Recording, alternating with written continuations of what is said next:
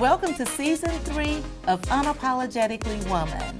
We're celebrating phenomenal women all across Kentucky who make no apologies for their perspectives or the impacts that they're making in the community. Today we're celebrating Brandy Ashford. Brandy is a wife, a mom of 4 boys, and the owner of Focused on Forever Eyewear. Unapologetically Woman, Brandy Ashford, that's you. Congratulations. Thank you. Thank you so much, and thank you for having me. Oh, it is absolutely our honor. Okay, so tell us about what it is that you do. As you said, I'm a wife, I'm a mother.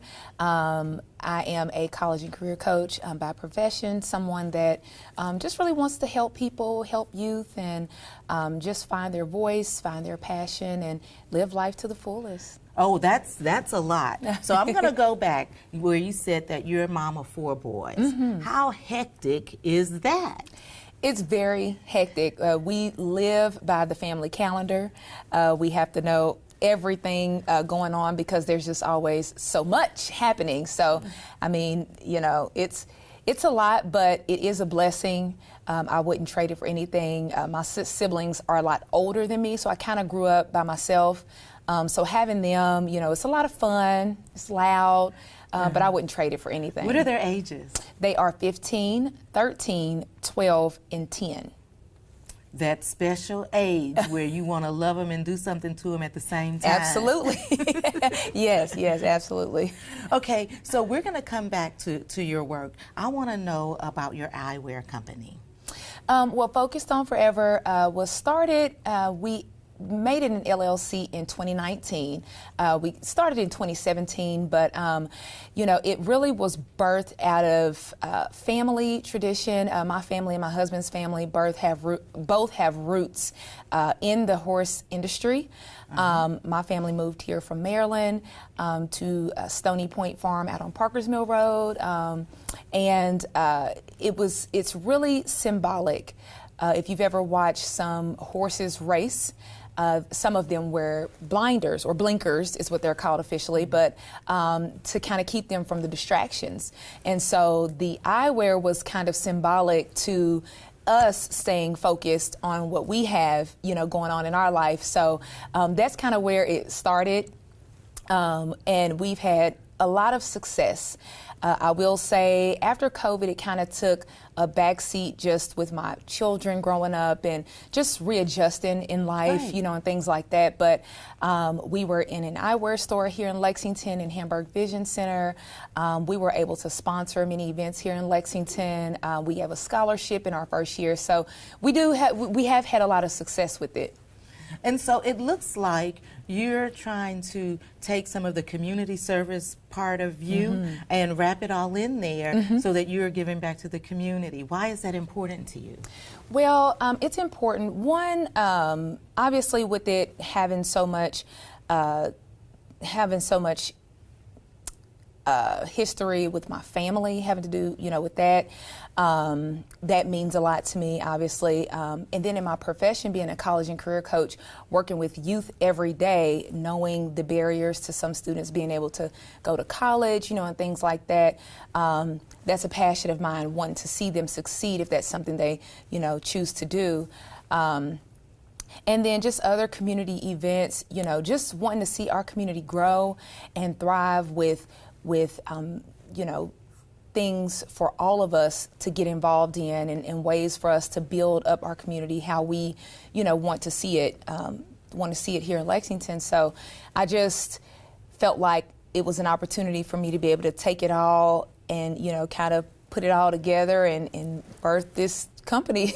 Yeah, and you know what? You put your money where your mouth is in your company, but you also volunteer on the Lexington Equine Academy's board, you know, to make that connection.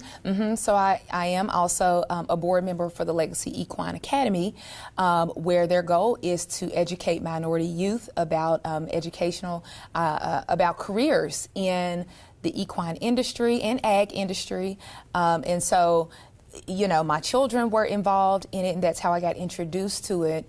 But once, you know, we got involved with it, and, you know, I saw the impact that they were making with, you know, the youth going into that industry, just really learning about the history that African Americans have had in that industry. I was sold, and I was like, you know, I definitely want to do something to assist, and I want to do something that's going to change the lives of some of these students that want to see themselves in this industry. Because you know what, a lot of students may not see themselves that they fit into this industry, which is why this work is so important. Oh, yeah. Because, you know, you said it yourself, you know, off camera, that you can't be what you can't see. And if you don't see people that look like you in an industry that you might be interested in, you know, because there's a whole lot more to it than the jockeys on the horse. That's right. And you know, it's very interesting, even when we take students on tours, you know, even when we talk to the College of Equine or, you know, people like that, there's still not a lot of people that look like them. So, you know, introducing them to it and continuing to encourage them, you know, even if you don't see it right now, you can be that person that makes the change and changes the trajectory for careers for people coming behind you. So, yeah, it's a lot, but. And again, you mean what you say, because you have a radio show. Tell me about that. So, the College and Career Coach Hour, it is an avenue to educate our families out in the community. So, to me, you know, working with youth and anybody who works with youth know if you don't involve the families and you don't engage the families in what's happening, sometimes it can get lost, and, you know, it's not happening. So, you know, I thought that I was actually approached about doing a radio show about college and career information for the families, even some of our Latino families. That population has grown exponentially here in town, as well as our Swahili, and that population, they're, you know, growing. And so, you know, this was a way for us to get this information out to the families. I have a translator. She translates the entire segment, and it's really just trying to educate the families and get the information out there, because it changes frequently. You know, admissions process changes. You have COVID. When that happened, the admissions process has changed. How did that affect everything? Everything. That affect everything. Everything. I mean, it really made me personally have to go to the drawing board and just really redesign the approach to students and the opportunities that they have and how we present them to them. You know, a lot of them lost motivation. You know, they were like, well, I don't even want to go anymore. Like, I don't know what I want to do. I'm scared. You know, they were afraid. Colleges were canceling classes. You know, they had students in virtually in dorms or, you know, back home. So, you know, we really had to get that excitement back. You know, we really had to kind of go back to the drawing board and see what it is we could do to help them to understand you can do this, you can persist. You know, yes, the world looks different. People are different. But, you know, if this is something you want to do in your life, if you want to go to college, if you want to be that first in your family to do something like this, it can happen and we can help. So that, coupled with the radio show and just educating parents, you know, it's been a lot, but the work is just, it's well worth it. I mean, it makes me emotional, you know, because, you know, I see the impact that it has, you know, on students when somebody truly cares, you know, and is truly trying to be that voice and provide, you know, those services to them and what they can do when somebody believes in them. And so, could you be so passionate, and I'm just asking the question, about this because maybe some of that was missing for you when you were a student? Yes, ma'am. Yes, ma'am. I am a first-generation college student, and I talk to many people that are my age, you know, and older, and they say, man, I wish we had this when I was, you know, in high school. You know, counselors can only do so much. You know, their workload is large, and so I didn't have I don't want to say I didn't have the family support. My mom did not know what she did not know. That's right. You know, so. Like, that's why your radio show is so Yeah, important. exactly. That's one of the reasons why we do it. Yeah, nothing against mom. You don't know what you don't know. They just don't know. So, you know, having my life experiences now and going through everything I've been through to get to where I am, you know, there's an easier way. And I want our families and our students to know that you can do it, and you know, that's what I'm here for. I'm here to seek out those opportunities. I'm here to create the experiences. I'm here to expose you, not just to college, to apprenticeships, to the military, you know, all those things. You know, that's what I'm here for. Well, and you know what? I think that maybe some of those conversations are missing because if you don't know that that's an opportunity for you, unless we have somebody like you there, you know, telling them, no, you have all of these opportunities available. You got to be ready when that opportunity is available. That's actually one of the main things that I stress in my job. It's not enough to know that an opportunity exists. You have to make sure you are prepared when that opportunity comes along. And so as a coach, a college and career coach, you know, you can't forget that part. We've got to teach them the skills, you know, how to present yourself. What should you be doing now? You should be volunteering. You should be, you know, taking advantage of clubs and, you know, and it's not about how many things you do. It's about what you do in excellence, you know, and what you can commit to. So yeah. It's a lot. It is a lot. Yeah. And you know, one of the things that I just said just the other day is I'm wanting to see the results of my work faster than I know that helping someone to get out of poverty can occur. Oh, yeah. You know, and so that is frustrating for me. Time. Oh, and so how does it feel for you when you're like, I see these students, they're right there, they're ready to go to college, they're ready to go to the Air Force, they can do all of these things that are out there, you know. Like I want to see the results quickly. You know, we work with our population is, I would say, I think about 80% low income. So, you know, we see that all the time. You see students that don't see the possibility because of their current situation, you know, and the poverty that they are in and what they've just always been surrounded by, that generational cycle. So it is frustrating, it really is. But I am one of the co-sponsors of a mentor program at Bryan Station. It's called Sister Keeper.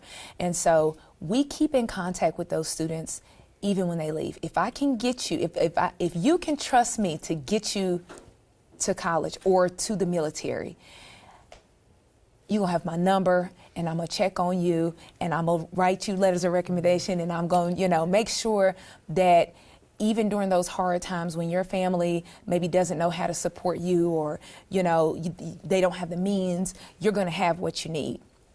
And it's just a process. It is very hard, you know, as you can imagine, to watch kids struggle, because you can't save everybody, you know, but I definitely work to try to be that mentor even after they leave me. I always make sure I hook them up with the next person, the me on the next level. Right. Yes. Here's this, you know, take care of them, you know. Well, you know, and sometimes when you are trying to learn how to adult, and you it's hard getting that figured out, and sometimes you need that person that's not your family. You know, sometimes your families are over involved. Yeah, but that's true. You can that have is that true. too. But sometimes you need that person that is separate from your family, to be your ear, to be your sounding and it board. sounds like that's what you're doing for them. I have definitely been that person for our students, and not just me. We have a ton of great mentors at our school that do that for a lot of you know, our students that graduate and go on. But you know, like you were talking about, just kind of watching them go through when it's hard. It's hard. Life is hard, you know. But if you have the will, there's a way. You know, and I will say, after COVID happened, a lot of places got more resources to help. So even if families can't do it, they can't. you need to go seek out those resources so that you can continue and change that trajectory for your family, you know, so that your family going forward can have more. So for young girls or young women that are looking and thinking, they're looking at you and they're saying, wow, she's doing phenomenal work. What kind of advice would you give to someone who's on their path? I would say just to always trust in yourself, and always seek out, you know, mentors, you know, people who are where you desire to be. My path was not traditional. I did not go back to college until I was 27. I got my master's degree when I was 30. So and a lot of it came from, one, being family, you know, just kind of not knowing and not really having that guidance, but a lot of it was friends. And, you know, when you talk about what you want to do, you know, people are not always, and not all people, but they're not always so supportive, you know. Well, we've always been doing this. Like, why are you going off doing something different? You know, but when you feel in your heart that there is a path for you or a way for you to go, trust it and seek out people that can help you get there, you know. Just create those relationships. I mean, that network and those resources, they're everything. They really are. So that's something I would tell them. Brandy, it's been a pleasure. Thank you. It's been an honor. Thank you. You guys heard it from Brandy. Find your track and go in that direction. Seek out the resources that are available and take advantage of every opportunity that's out there for you. Continue to watch as we celebrate other phenomenal women just like Brandy, who's making our community stronger. I'll talk to you soon.